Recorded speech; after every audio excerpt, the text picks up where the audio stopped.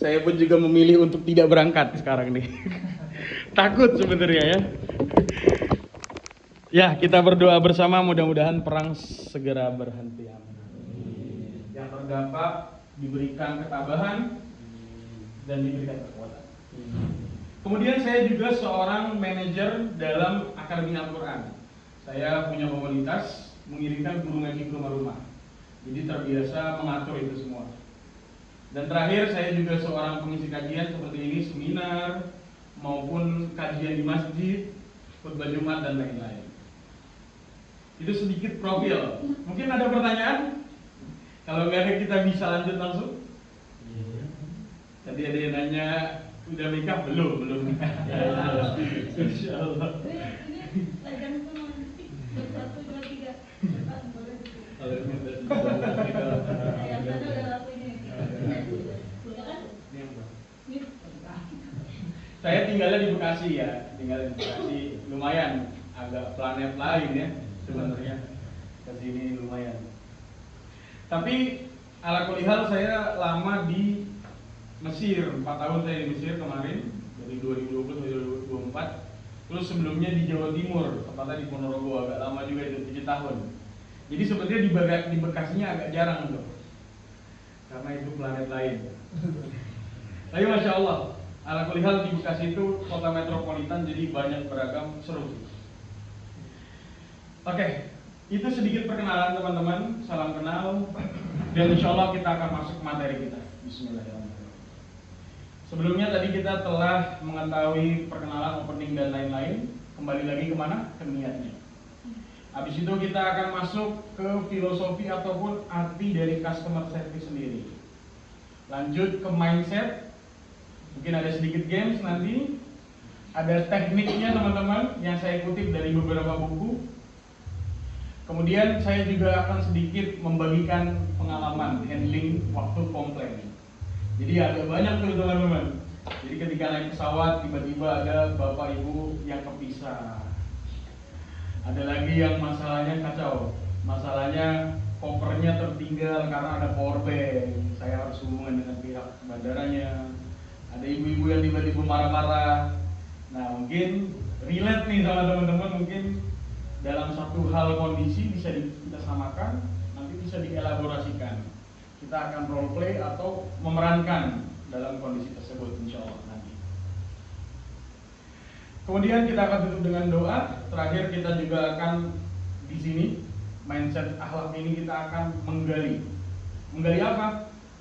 Bagaimana Nabi Muhammad SAW menjadi sosok pelayan ataupun melayani umatnya. Mungkin kita bisa samakan mindsetnya dari sifat-sifat Nabi yang siddiq, tabligh, amanah.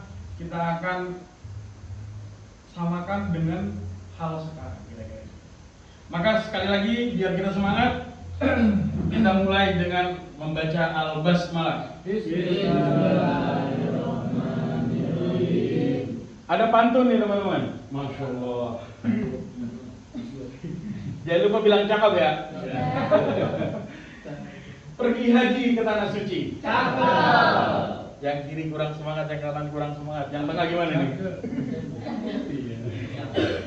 Pergi haji ke tanah suci. Cakep. Pulangnya membawa ilmu dan pahala. Cakep. Tugas kita sebagai CS sungguh penuh arti. Ini adalah ladang dakwah, akhlak dan ladang pahala. Insya Allah kita balikin lagi kemana teman-teman? Kan niatnya. Kalau niatnya itu udah benar, insya Allah kedepannya akan benar. Oke, sekarang aku izin nanya, pernah nggak sih teman-teman marah ke customer? Mungkin di sini ada yang customer service, boleh izin angkat tangan? Oke. Izin Mas. Pernah nggak kira-kira kesel sama customer yang tiba-tiba ngechatnya banyak maunya gitu? Pernah kan? Pernah ya. Sering dong berarti? Ah, enggak. Jawabannya tuh pernah. Karena saya baru di sini, jadi belum menemukan. Tapi kalau sebelum-sebelumnya pernah ada. Pernah kesel ya berarti ya? Kebetulan saya juga pernah di travel juga. Oh iya. Iya. Itu apa lagi ya kalau travel ya? Iya. Ini Iya. ini. Waduh, pusing. Saya haji Furoda. Masya Allah. bahkan kita yang kesal ya jawab chatnya ya. Atau pernah kan pasti teman-teman dimarahin sama customer? Pernah, tapi dipendam. Waduh, dipendam tuh. Hati-hati kalau dipendam sakit biasanya mas.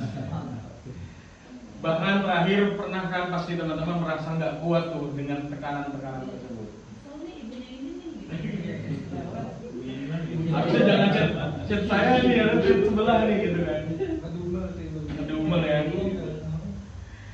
Tapi pasti teman-teman juga pernah sebagai customer, bukan sebagai customer service. Sebagai customer kesel kepada CS yang mukanya jutek. Pernah nggak? Yang balasnya ada paket nggak? Paketnya apa aja? Ada, kirim doang. Pasti pernah. Kita itu pernah dua-duanya, Mas. Kita pernah sebagai orang yang marah, pernah sebagai orang yang dimarahin. Betul apa betul? Betul. Nah, kita semua pasti pernah terbawa emosi dan pernah menjadi sasaran dari emosi tersebut. Nah, bismillah, hari ini kita akan belajar menjadi orang atau pribadi yang lebih baik dalam dua hal ini. Bagaimana kita melawan itu semua. Jadi teman-teman, kita akan mengetahui dulu sebelumnya apa sih itu customer service. Mungkin ada yang bisa jawab. Izin saya akan kasih hadiah. Ini adalah papirus dari Mesir. Ini ada huruf hieroglif yang ada di piramid. Boleh mas? Ya, perkenalkan nama saya Adi Widiansa. Ya, saya di sini sebagai CS. Apa itu customer service? Customer service adalah seseorang yang melayani customer untuk mendapatkan informasi terhadap produk knowledge atau produk, ya, informasi produk atau jasa yang sedang ditanyakan gitu ya. Jadi kuncinya apa? Melayani, betul? Melayani itu. Melayani. Tepuk tangan semuanya, benar. Alhamdulillah, syukur. Jadi kalau dari KBBI, kalau teman-teman baca customer service ada nggak? Nggak ada. Bahasa Inggris itu. Iya. Customer artinya pelanggan, service artinya layanan. Kalau teman-teman cari di KBBI ada layanan pelanggan. Apa arti dari layanan pelanggan? Ya benar tadi kata beliau, melayani. Tapi dalam ilmu bisnis manajemen, kalau teman-teman baca, itu sebenarnya ada 3 artinya teman-teman. Ada yang bisa tebak? Ini nggak dapat hadiah ya? Ntar bisa ya. Ada yang bisa tebak? Ya, saya langsung saja. Jadi yang pertama lebih ke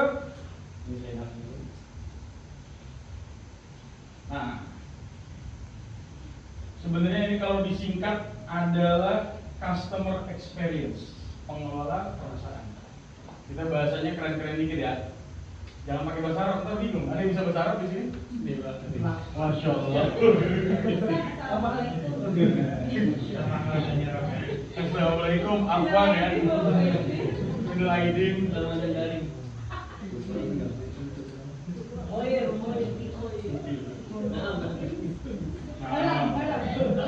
Barang datang terlambat. Yang pertama adalah customer experience atau pengelola perasaan. Yang kedua, di sini teman-teman bisa lihat sebagai wajah dari perusahaan. Apa itu wajah perusahaan? Di sini tujuannya membangun loyalitas. Pak, izin silakan. Nanti kalau mau ke kamar mandi langsung aja ya, aman. Terakhir di sini adalah problem solving.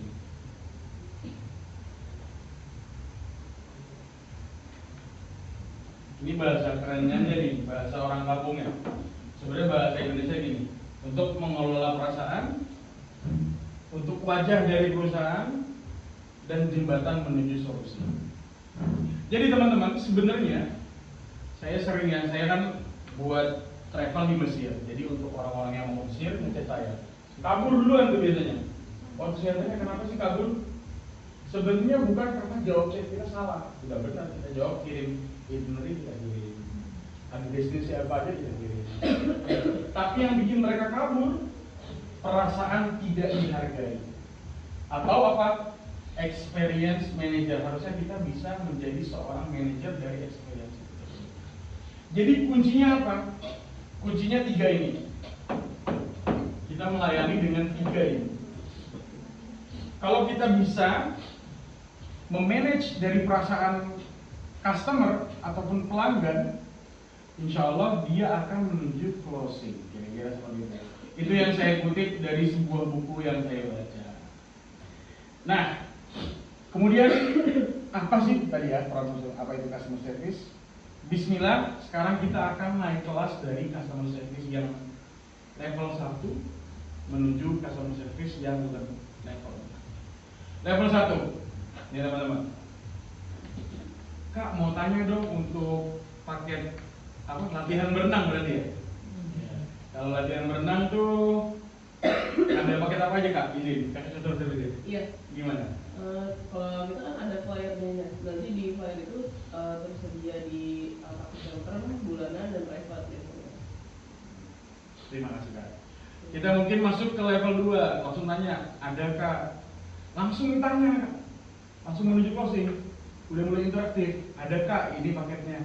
Mau izin untuk tanggal berapa ya? Melayani. Level 3 kita memahami rencana berangkat sama siapa dan kapan ya. Ini mulai menggali teman-teman kebutuhan dan membangun koneksi. Level yang terakhir memikat hati. Mungkin agak lebay ya kadang. Tapi kalau ibu-ibu semangat kayaknya kalau lebay. Masya Allah Bu, rencana ke Mesir ya. Semoga dimudahkan, kami bantu siapkan yang terbaik ya. Tapi dengan yang sebelumnya juga. Jadi di sini ada perasaan dalam membalas. Apalagi kalau orang-orang biasanya senangnya by phone. Kalau kita udah by phone, kita ngomong langsung beda. Dengan ngomong ada Bu, ini orang tuh udah malas duluan gitu loh. Gak dapet feel-nya. Jadi sebenarnya bismillah hari ini kita mulai naik ke level 4 bersama. Oke, jadi orang kabur tuh dari kita bukan karena gak dibalas chatnya atau balas chatnya salah, tapi karena mereka merasa gak dihargai. Jadi ketika datang ke front office, muka kita gak senyum, udah lemes, itu orang udah males duluan tuh. Saya juga ngerasain ketika saya belanja, mungkin agak lebay orang Indonesia sebenarnya. Saya waktu ke Qatar, mereka nggak peduli sih sama customernya, kayak males-malesan. Orang Eropa juga gitu. Tapi kalau di Indonesia mungkin beda ya, pembeli adalah raja. Maka bismillah, sekarang kita masuk fondasi Quran ataupun akhlak sebagai customer service. Kalau tadi ilmu-ilmu basic mungkin teman-teman lebih tahu. Sekarang kita masuk ke spesialisasi saya di bidang keislamannya. Bagaimana sih pandangan Islam terhadap customer service itu sendiri? Bagaimana sih customer service yang bernilai pahala di hadapan Allah Subhanahu wa taala? Bagaimana sih kita meniatkan hati kita kerja dapat pahala juga, dapat berkah juga, bahkan saya rasakan mendapatkan opportunity yang lebih besar dari customer service yang memiliki akhlak. Masya Allah. Oke, sebelumnya ini ada yang tahu arti ihsan? Kalau tahu saya kasih lagi nih. Masih jangan dulu ya. Habis ini baru boleh. Ada yang pernah dengar ihsan? Boleh angkat tangan? Oh, silakan Mas. Ihsan itu diyakini dalam hati, diucapkan dengan lisan. Ihsan itu diyakini dalam hati dan diucapkan dalam lisan. Benar. Ini Mas, di geser kamera. Ini pembatas buku. Jadi kalau dibuka itu kayu yang digeprek gitu. Itu adalah kertas pertama di dunia. Namanya papyrus dari Mesir. Paper papyrus. Oke, ihsan katanya diyakini dalam hati, diucap. Gimana Mas? Tadi Mas? Diyakini dengan hati, diucapkan dengan lisan. Benar. Tapi kalau dalam bahasa Arabnya mungkin agak ribet ya. Anta budallahu ka'annaka taro, kamu beribadah seakan-akan ka'annallah taro. Seakan-akan engkau tuh melihat Allah. Jadi engkau tuh melakukan sesuatu dengan hati. Karena kau tahu engkau diawasin. Fa ilam takun taro fa innahu yarah. Kalau memang engkau nggak melihat Allah, ketahuilah Allah yang melihat kita. Jadi itu kita melakukan segala sesuatu dengan level yang terbaik. Ini saya akan bacakan ayatnya ya, surat An-Nahl ayat 90. A'udzubillahi minasyaitonirrajim. Bismillahirrahmanirrahim. Innallaha ya'muru bil adli wal ihsan wa ita'i dzil qurba. Masya Allah. Wal bagyu la'allakum tadhakkarun. Ini waktu sholat Jumat dibaca oleh zikrullah akbar aqimis shalah gitu. Tapi intinya di ayat ini An-Nahl ihsan ini tentang apa? Dari ayat tersebut tentang adil. Innallaha ya'muru bil adli wal ihsan. Jadi Allah itu menyuruh kepada hambanya untuk adil dan ihsan. Apa sih bedanya adil dan ihsan dalam surat An-Nahl ini? Ulama ahli tafsir menafsirkan adil itu kayak orang-orang biasa aja, customer service yang melakukan segala sesuatu pada tempatnya, jawab, apalagi mengirim paket, itinerary dan semuanya. Kalau aku di bidang travel ya. Tapi kalau ihsan itu ini memiliki suatu hal yang lebih. Ini adalah upgrade dari adil. Jadi adil ini lawan katanya apa? Ada yang tahu? Gak dikasih hadiah ini. Zolim adil itu lawan katanya.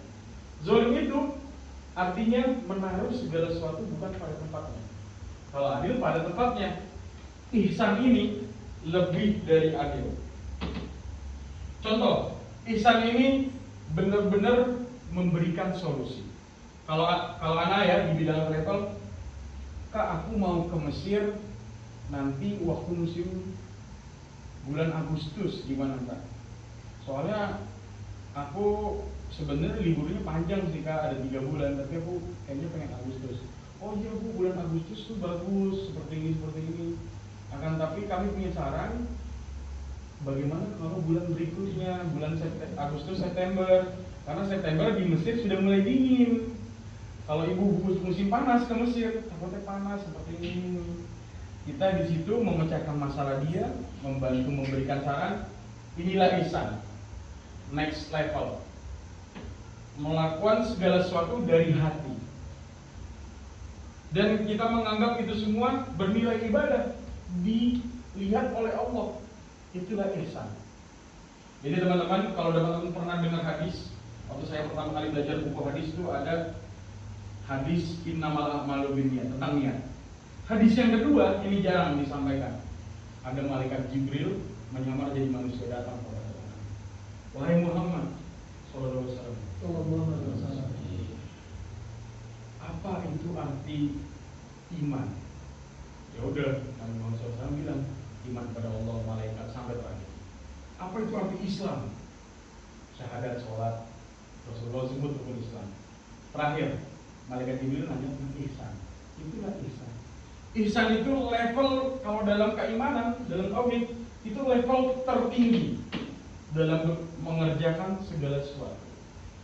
Ihsan namanya. Tapi Bekasi ini pas saya lihat ada gerbangnya Bekasi Kota Ihsan. Masalahnya saya sering ke Islamic Center, kan kita ini ada, saya kebetulan alumni dulu di Gontor di Ponorogo. Kita kumpul di Islamic Center, itu masjid udah 10 tahun lebih nggak pernah jadi, dikorupsi duitnya. Astagfirullah. Sering itu gubernur Bekasi ketangkap, saya pernah baca berita di dalam dinding duitnya. Astagfirullah. Astagfirullah. Ya kita kembali ke laptop. Inilah ihsan teman-teman. Jadi kita harus mempraktekkan itu. Itulah filosofis dari ihsan. Dan ini dikutip oleh para ulama dalam melayani orang, harus ihsan. Yang kedua apa teman-teman? Lemah lembut. Al-Quran surat Al-Imran ayat 159. Apa sih ayatnya? Fima rahmatin minallahi linta lahum walau kunta faddan ghalidhal qalbi lan faddu min hawlik ilal akhir ayat. Aku bacain artinya aja. Maka disebabkan rahmat dari Allah, engkau bersikap lemah lembut terhadap mereka. Lemah lembut terhadap mereka. Sekiranya engkau bersikap kasar dan berhati kasar, niscaya mereka akan menjauhi darimu. Ini customer service banget nih ayatnya nih. Kalau engkau kasar, mereka menjauhi dirimu. Maka maafkanlah mereka. Fa'fu anhum. Bahkan istaghfir lahum, mohonkan ampun untuk mereka. Dan bermusyawarahlah dengan mereka dalam urusan itu. Kemudian apabila engkau telah membulatkan tekad, maka bertakwalah kepada Allah. Jadi teman-teman, ayat kedua ini, lemah lembut ini bukan berarti kita bisa ditindas. Jadi ada orang bisa datang marah-marah, ditindas kita. Kamu ini, oh apa aja paketnya. Tapi lemah lembut di sini, teman-teman, lebih ke lapang dada. Al-Quran surat Al-Imran 199. Tadi apa ayat yang saya bacakan? Kita bersikaplah lemah lembut. Kemudian kalau mereka kasar, kita maafin tuh. Ini next level nih, makanya saya taruh nomor 2 nih. Kita udah dizolimin, kita bisa memaafkan. Kalau dalam ajaran Nabi Isa tuh, beliau ditampar pipi kanan, dikasih pipi kiri oleh Nabi Isa alaihi salatu wassalam. Kalau dalam Al-Quran, dalam akhlak Islam, kita memaafkan mereka, bahkan kita mendoakan mereka. Nah, jadi kalau kuncinya, kalau ada orang-orang yang agak kasar terhadap kita, customer service, ya udahlah, ngelus dada aja. Karena berat juga ya, itu emang next level. Makanya di sini ditaruh di nomor 2, teman-teman. Nanti saya akan cerita pengalaman saya diremehkan sama orang Brunei karena mereka melihat kita mungkin kurang. Saya kan di Mesir banyak ya orang-orang dari Asia juga. Nah, saya sempat kerja di travel Malaysia. Saya jadi guide. Ya dilihatnya, mohon maaf, sebelah mata karena mereka ngelihatnya, maaf orang Indonesia uangnya kurang. Ya emang kurang, gimana ya? Mereka tuh begitu, tapi oknum ya, mungkin gak semuanya yang saya temukan waktu itu. Tapi yang diminta oleh Al-Quran, maafin mereka, lapang dada. Kalau emang udah gak kuat, pergi dulu sebentar. Perintahnya dalam Islam, kalau kita lagi berdiri, kita duduk. Kalau kita duduk, kita tiduran. Kalau tiduran, kita wudu dulu. Ya, dengan cara-cara tersebut, mungkin teman-teman bisa memaafkan. Kita memaafkan bukan berarti kita kalah. Tapi itulah sebenarnya jihad yang nomor 1, teman-teman dalam Islam. Asyadul jihadi jihadul lawa, kata Rasulullah SAW. Seberat-beratnya jihad itu bukan kita berantem, pukul-pukulan, tonjok-tonjokan. Gak bener. Customer akhirnya berantem sama customer service, pukul-pukulan karena ngomongin gak sopan. Seberat-beratnya jihad adalah jihad melawan hawa nafsu kita. Kita memaafkan mereka. Masya Allah. Terakhir, berkata baik. Jadi berkata baik ini dalam Al-Quran surat Al-Baqarah, intinya saya akan bacakan ayat 83.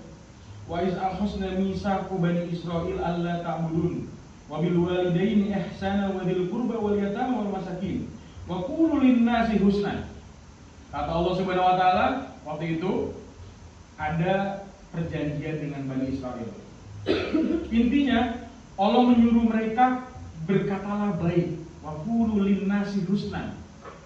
Kalian berkata-kata itu dengan baik dengan manusia-manusia yang ada di dunia ini. Wa aqimus shalah. Ini berkata baik ya. Berkata baik. Maaf tulisannya jelek ya. Saya biasa nulis bahasa Arab soalnya. Berkata baik. Kemudian di situ disuruh beribadah kepada Allah, tauhid. Dalam ayat ini. Habis itu disuruh berbuat baik kepada orang tua. Ortu.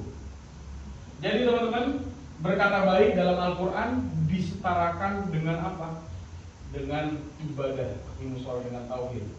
Disetarakan dengan apa? Dengan berbuat baik terhadap orang tua. Karena berkata baik adalah cerminan dari seorang muslim itu sendiri. Jadi teman-teman, kalau teman-teman berkata baik doang, nilai pahalanya 1. Tapi kalau teman-teman berniat dalam hati ini, saya ingin berkata baik selama hidup saya niatkan menjalankan perintah Allah. Pahalanya 2. Kebetulan saya jurusannya jurusan hukum.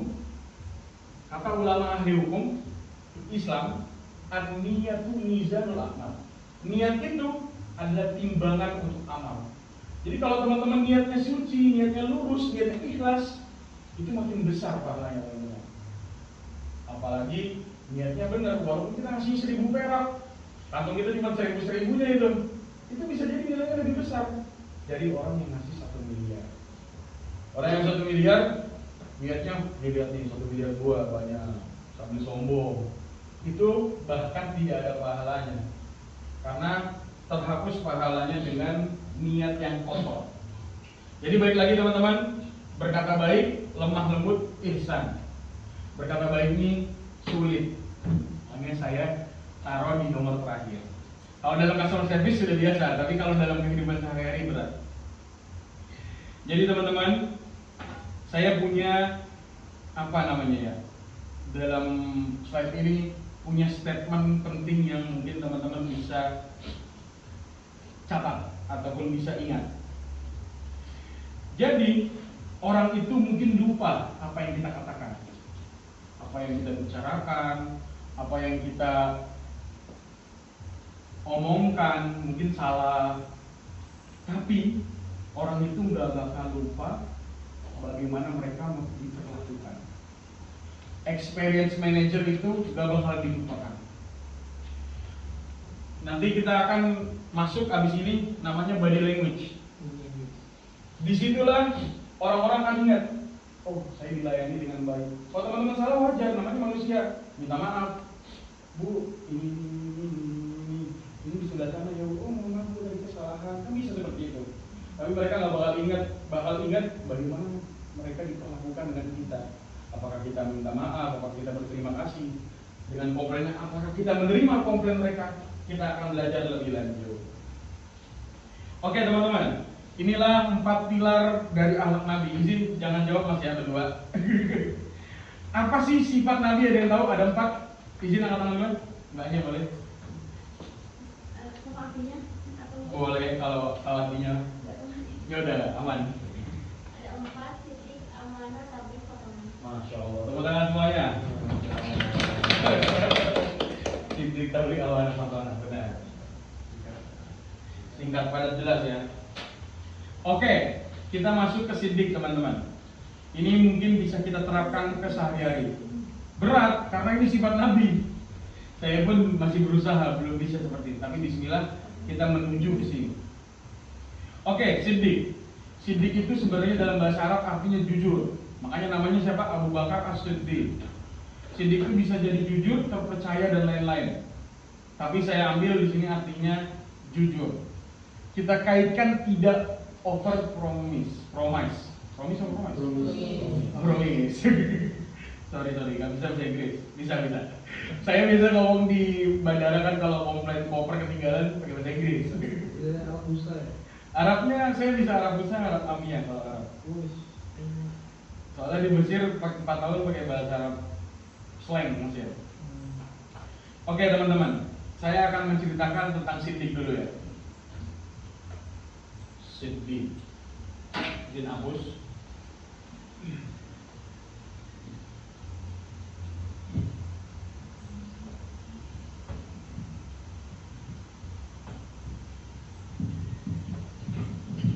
Pertama kita masuk ke sidik.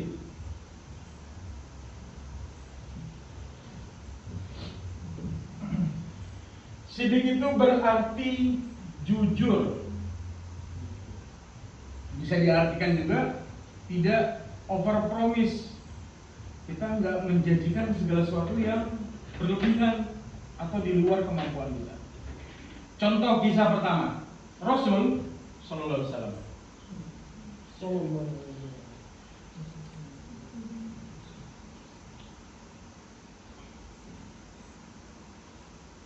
Ini tentang tidak tahu. Rasulullah SAW tidak pernah menjawab sesuatu yang beliau nggak tahu. Jadi kalau beliau nggak tahu, beliau bilang nggak tahu. Kenapa saya berani bilang seperti ini? Jadi ada sebuah hadis Rasulullah SAW pernah bersabda, Para sahabat bertanya, Rasul, kapan kiamat terjadi? Kemudian beliau bilang apa? Allahu wa rasuluhu a'lam. Allah lebih tahu sebenarnya kapan kiamat terjadi. Kiamat itu dekat. Jadi beliau tidak menjawab kalau beliau tahu, beliau hanya bilang dekat. Contoh lain, Rasulullah juga pernah ditanya. Jadi ketika hadis yang saya sebut tadi, iman, Islam, ihsan, ada tambahannya teman-teman. 4. Yang nomor 4, kapan kiamat terjadi? Katanya gitu. Kata beliau apa? Yang menanya lebih tahu daripada yang ditanya. Karena beliau tahu di depan beliau malaikat Jibril, engkau lebih tahu. Ini nggak ada sahabat melihat semua. Jadi hadisnya gini, ya rajulun syadidus sawadus siyam.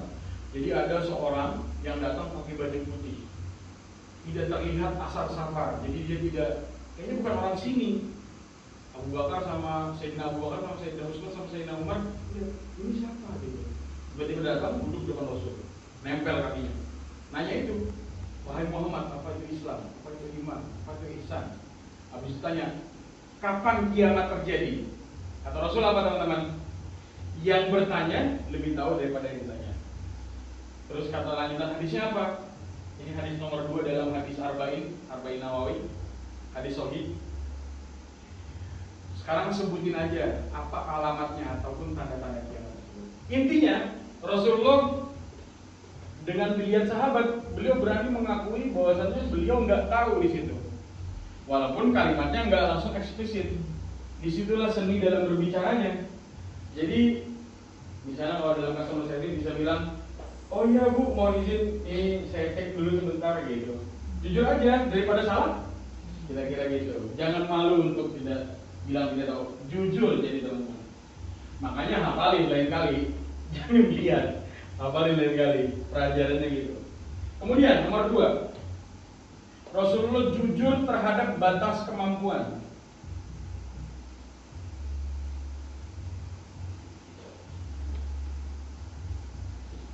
Jadi pada suatu hari cerah, Rasulullah SAW pernah ditanya tentang bagaimana panen pohon kurma. Di sini ada yang pernah makan kurma? Ada yang tahu kurma itu ada banyak, ada kurma Sukari, ada kurma Ajwa. Yang paling bagus itu namanya kurma Ajwa Madinah. Paling mahal ya. Rasulullah tanya, Rasul, gimana sih cara panen kurma biar bagus buahnya? Terus Rasulullah bilang seperti ini, jadilah. Kemudian panennya kurang bagus. Baru beliau bilang apa? Ya saya nggak salah saya baca ya. Kalian lebih mengetahui dalam urusan dunia kalian. Jadi beliau mengakui dalam bidang panen ini saya memang kurang ahli. Yang saya tahu seperti itu. Coba kamu tanya kepada pedagang kurma yang lainnya.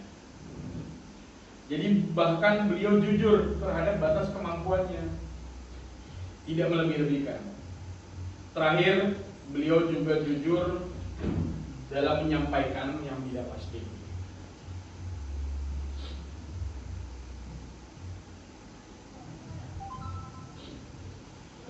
Jadi teman-teman, dalam jujur ini mungkin relate-nya kepada teman-teman menyampaikan informasi apa adanya. Jangan berlebihan. Contohnya gimana? Oke kak, 5 menit lagi ya. Ternyata 30 menit lagi. Sering tuh. Saya kalau beli belanja makanan di Mesir, 5 menit lagi ya. 45 menit baru jadi. Mungkin itu keturunan Firaun biasanya. Jadi ada yang keturunan Nabi Musa, ada yang keturunan Firaun teman-teman. Kalau di Mesir itu. Karena Nabi Musa lawannya Firaun ya. Jadi kalau teman-teman mungkin mohon izin ke estimasinya sekitar 5-10 menit ya. Jangan over promise. Kalian bilang 5-10 menit, ternyata 20 menit. Kalian over ceritanya. Kalau saya biasanya, oh ya kak, interviewnya kami kirimkan 1-2 hari lagi ya. Tapi besok udah dikirim, kan seneng kalau gitu. Jadi dikira-kira, karena pekerjaannya 5 hari, 5-7 hari ya. Kita kasih hari ketiga, seneng banget orangnya. Itu kuncinya. Sebenarnya jangan berlebihan dalam memberikan janji. Oke, kita lanjut ke yang kedua, namanya amanah. Apa itu amanah, teman-teman? Udah tahu? Amanah itu artinya apa? Terpercaya. Terima kasih Mas, terpercaya. Masya Allah. Ada yang tahu cerita Rasulullah SAW terkenal sebagai Al-Amin, benar? Al-Amin artinya orang yang amanah. Bahkan Rasulullah SAW di umur seperti saya kebetulan perkenalkan saya baru umur 26 ya. Insya Allah. Beliau di umur 25, beliau saking terpercayanya, beliau sudah bisa melamar siapa? Istrinya, Sayyidah Khadijah, dengan maharnya apa? 25 ekor unta. Amanah.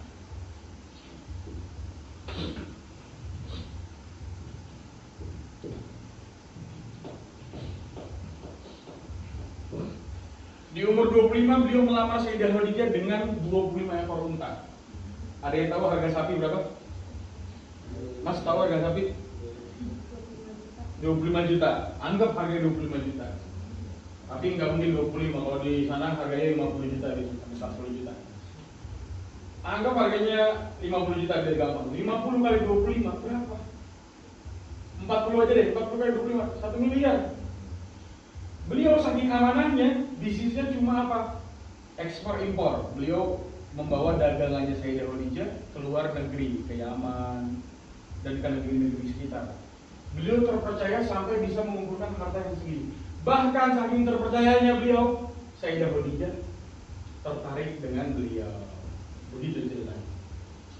Jadi intinya teman-teman, amanah ini adalah reputasi.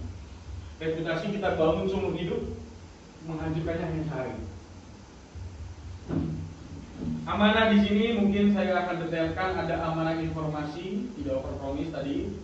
Amanah proses, follow up-nya, sama amanah emosi, membuat customer merasa dihargai. Kita balik lagi ke yang tadi. Kemudian teman-teman, ini ada next level dari amanah. Ini jarang ceritanya yang orang-orang tahu. Kalau tadi semuanya tahu ya. Jadi waktu itu Rasulullah SAW mau dibunuh, teman-teman. Nauzubillah min dzalik. Mau dibunuh dengan siapa? Dengan para pemuka Quraisy. Mereka kumpul, namanya di Darun Nadwa, sebuah tempat kumpul besar. Malam ini kita bunuh Nabi Muhammad SAW. Karena dia udah ngomong-ngomong yang nggak benar, kata mereka. Mereka tahu sebenarnya Nabi Muhammad jujur, terpercaya, dan nggak mungkin bohong. Tapi apa? Egonya besar tadi, lawan hawa nafsu. Kita udah punya Tuhan, masa sama anak umur 25, anak umur 25, umur 40 tahun, dia bawa agama baru, mengejek Tuhan kita. Ini dari leluhur, dari zaman dulu. Mereka pengen bunuh Nabi Muhammad SAW. Akan tapi teman-teman, kalau teman-teman tahu, Nabi Muhammad punya gelar Al-Amin, sampai orang-orang sekitar Mekah itu semuanya nitipin barang ke beliau. Jadi waktu beliau pengen dibunuh, beliau tahu kan, dikasih tahu dulu. Waktu itu Sayyidina Ali masih kecil. Sayyidina Ali, engkau tidur di kasurku. Terus beliau juga tambahin, ini barang-barang mereka yang mereka titipkan. Disitulah beliau baru pergi ke gua untuk sembunyi dari kejaran mereka. Dalam surat Yasin kan, faja'alna baina aydihim saddan wa min khalfihim saddan. Itu beliau pergi tapi dibalikin. Next levelnya apa teman-teman? Dari amanah, Nabi ketika nyawanya terancam, ketika beliau dalam keadaan sulit, bahkan beliau masih memikirkan amanah ataupun titipan dari orang-orang. Dan itu merupakan reputasi yang dibangun. Next level, mungkin kita minimal amanah dari segi awal juga nggak apa-apa. Tapi kita harus yakin, mudah-mudahan kita bisa nih amanah seperti itu. Oke, nomor 3, tabligh. Mau izin ini tabligh, ada yang pernah dengar tabligh? Yang bisa jelasin tabligh, izin saya kasih ini. Menyampaikan. Aduh, jangan, Mas jangan lihat. Yang lain mungkin akan-akannya tabligh. Artinya tabligh? Ya udah benar menyampaikan. Tepuk tangan dong. Mudah banget ya pertanyaannya. Ya. Jadi teman-teman, menyampaikannya bukan sekadar menyampaikan. tapi harus jelas, singkat, tepat. Ada sebuah kisah dalam tabligh ini. Kisahnya apa teman-teman? Kisah Nabi Muhammad SAW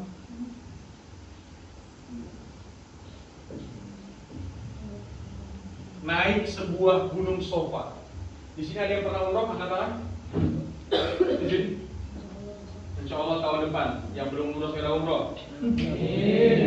Yang belum haji segera dipanggil haji. Umroh haji sama keluarga insya Allah. Jadi teman-teman, kalau umroh ada namanya sa'i, lari dari Safa ke Marwah. Betul? Jadi Rasulullah SAW waktu pertama kali diangkat menjadi nabi, beliau turunlah perintah Iqra bismi rabbikal ladzi khalaq ila akhir ayat. Beliau naik. Pertama dakwah sir 3 tahun, sembunyi-sembunyi. Habis itu hari pertama dakwah jahar beliau naik tuh di Sofa ke atas. Wahai penduduk Mekah, berkumpullah. Kumpul semua teman-teman. Dan beliau ngomongin apa teman-teman? Lihat kalimatnya ya.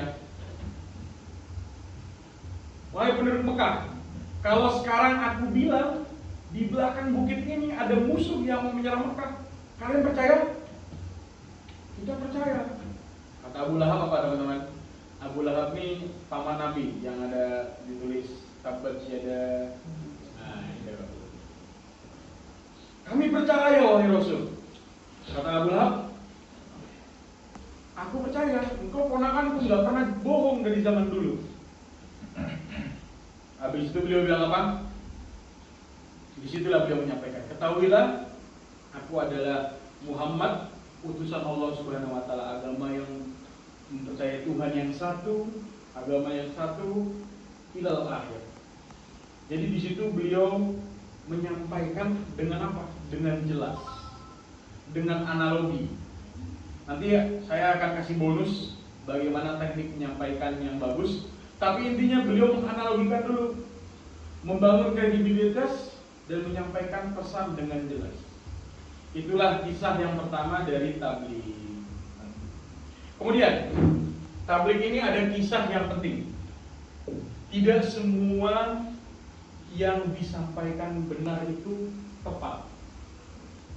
Contoh, waktu itu ada cerita namanya Sayyidina Hasan dan Husain. Ada yang tahu siapa itu Hasan dan Husain? Saya kasih ini karena cincin. Cincin Nabi benar. Angkat tangan dulu Mas ya. Saya kasih.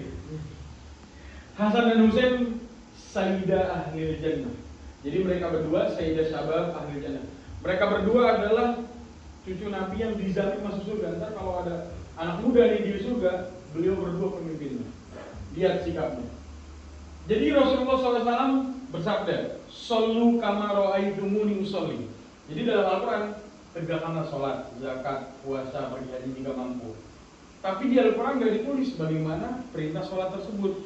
Cara sholatnya begini. Tapi kalau di Maroko ada yang begini doang, ada kunutnya, ada lain-lainnya, beda-beda. Kenapa berbeda? Karena Rasulullah bersabda, sholatlah seperti aku sholat. Kemudian pada suatu hari, kisahnya ini dari Hasan Husain. Mereka berdua tuh lagi wudhu. Berwudhu sesuai sunnah, diajari sama kakeknya langsung. Di sampingnya ada kakek-kakek udah tua. Wudhunya salah teman-teman, ngasal, ngaco. Terus apakah mereka berdua menegur? Mereka masih kecil tuh, belum balik astagfirullah. Belum 17 tahun, udah balik tapi. Apakah kayak salah wudhunya harusnya begini? Saya diajarin kakek saya, nggak begitu. Mereka berdua sandiwara teman-teman. Husain, kamu wudhunya nggak benar. Lah, begini kan diajarin. Enggak, caranya begini. Kakek itu ngeliat, oh begitu caranya. Itulah, menyampaikan cara itu tepat, lebih penting. Jadi saya kebetulan kuliahnya SMA-nya dulu nama kurikulumnya KMI teman-teman di Golkar. Kuliah dulu Mu'allimin Islamiyah, mencetak para guru-guru muslim. Itu nama kurikulum kita, bukan kurikulum Merdeka kebetulan. Nah, kata kiai saya, cara itu lebih penting daripada isi. Bahasa Arabnya apa? At-tariqatu ahammu minal mada. cara menyampaikan itu lebih penting daripada isinya. Kadang kalau caranya salah, orang tuh udah malas duluan. Oh, aneh merasa digurui. Oh, gue merasa sombong banget sih, malas akhirnya orang tuh udah malas duluan. Jadi kita ambil contoh dari siapa tadi? Hasan dan Husain. Masya Allah. Ini kayaknya udah mulai lemes nih kayaknya. Udah sejam ya, Masya Allah. Habis ini kita ada yang game bentar, kita habisin dulu nih. Oke teman-teman, kita lanjut dulu ya. Bismillah. Terakhir ini dia Fatona.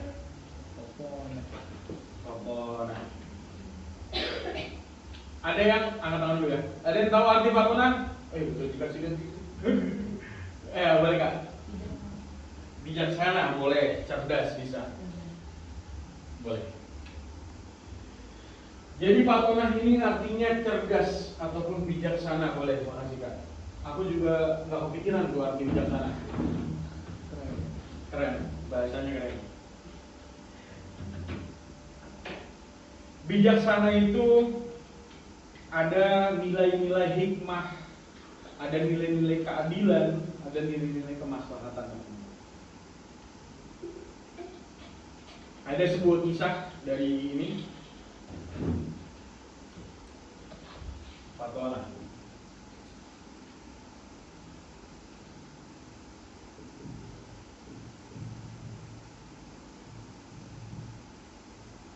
Kisah dari Fatona ini, jadi waktu itu Rasulullah SAW umurnya 25, belum jadi nabi. Rasulullah jadi nabi umurnya 40 tahun. Seumuran, ada yang umur 25 mungkin? Ada ya? Seumuran beberapa orang di sini mungkin. Jadi waktu itu orang-orang Quraisy lagi renovasi Ka'bah. Habis renovasi ada namanya peletakan batu pertama, betul? Waktu itu batunya mau udah ada Hajar Aswad. Disitulah berantem. Jadi ada namanya kabilah-kabilah. Saya duluan yang berhak untuk naruh ini. Kata kabilah Bani Abdul Muthalib, Bani Muthalib. Saya duluan yang harusnya naruh. Berantemlah mereka. Abu Sufyan, para pembesar-pembesar Quraisy. Lama itu berantem. Hampir pukul-pukulan depan Ka'bah. Tapi dulu Ka'bah ini ya banyak berhala ya. Itu pusat berhala. Akhirnya setelah lama berantem mereka sepakat. Oke, itu kalau ada orang yang masuk dari pintu itu, dia yang naruh. Gimana kalau gitu? Ya gitu aja daripada kita bunuh-bunuhan di sini. Nah, mereka gitu. Kemudian yang masuk dari pintu itu adalah seorang pemuda yang namanya Nabi Muhammad Sallallahu Alaihi Wasallam. Gak apa-apa kalau dia orangnya jujur, baik, terkenal reputasinya. Masih muda, umur 25, tapi belum jadi nabi. Mereka sepakat, udah Muhammad yang naruh. Kemudian Nabi Muhammad datang, kamu naruh batu pertama. Kaget dong. Bayangin tiba-tiba suruh naruh. Nah, coba izin Mas yang paling belakang. Kalau Mas tiba-tiba masuk nih, disuruh naruh batu pertama, Mas ngelakuin apa? Bingung kan? Diam kan? Diam aja ya? Kalau mbaknya gimana mbak? Kaget. Tapi apa ada solusinya nggak kira-kira? Pasti nggak sih? Kasih. Pasti udah tahu kan ini. Solusinya begini teman-teman. Beliau bareng-bareng angkat. Gimana caranya? Dibentangkan kain, setiap orang pegang setiap kainnya, taruh batu itu bareng-bareng. Masya Allah. Tepuk tangan buat Mas ini. Jadi Mas sekali lagi deh, boleh. Hadiah aja deh siapa tuh ya? Belum siapa? Apa masih banyak Mas? Jadi disitulah solusi cerdas teman-teman. Problem solvingnya tuh dapat gitu loh. Kalau anak sekarang di tongkrongan ngomongnya nyampe gitu loh. Itulah sebenarnya tugas customer service, memecahkan masalah. Ketika masalah selesai, insya Allah closing dijamin. Jadi teman-teman, ini adalah identifikasi masalahnya itu dapat. Asumsi-asumsi itu dipikirkan. Dan beliau memang memiliki sifat ini namanya, sifat fatona. Artinya cerdas, bukan hanya pintar. Memikirkan yang namanya masalah itu selesai gitu. Kalau teman-teman memiliki sifat ini 4 sifat Nabi SAW, 80% masalah customer service selesai. Sisanya apa teman-teman? Seperti kita, saya juga masih terus, kita latihan terus, konsisten terus. Insya Allah kita akan menjadi jago pada bidang amin ya Rabbal. Oke, sekarang kita akan buat games teman-teman. Udah mulai ngantuk ini kayaknya, saya lihat. Apa jam 12 lagi jadwal kan? Masih lama ini. Oke. Sekarang teman-teman ada berapa orang? 1, 2, 3, 4, 5, 6, 7, 8, 9, 10, 11, 12, 13, 14, 15, 16, 17. Mohon izin berhitung yang ganjil sama genap dari depan. Dari ini? Ya, 1, 2, 1, 2. 2. Satu.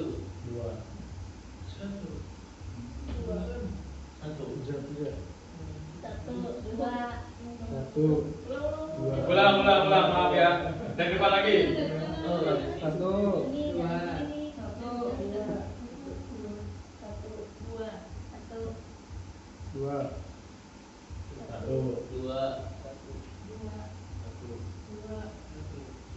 Oke, terima kasih. Udah tahu ya 1 dan 2-nya ya. Sekarang saya minta, ada yang lupa? 1, 2. Ingat semua? Oke, terima kasih. Sekarang ada kelompok 1 dan kelompok 2. Sebelah-sebelahan aja, saya minta yang sebelah-sebelahan, nggak usah orang lain. Jadi ada kasus, kita langsung bahas kasus nih. Kasus.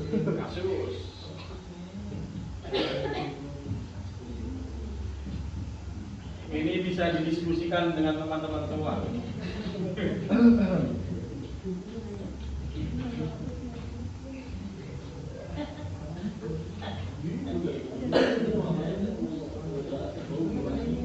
Mohon izin kita akan pindah kursi. Jadi kursinya dipojokin semua, tapi tetap duduk di kursi masing-masing ya. Silakan. 1, 2 sebelahan, nama sebelahnya. Jadi kursinya tetap duduk.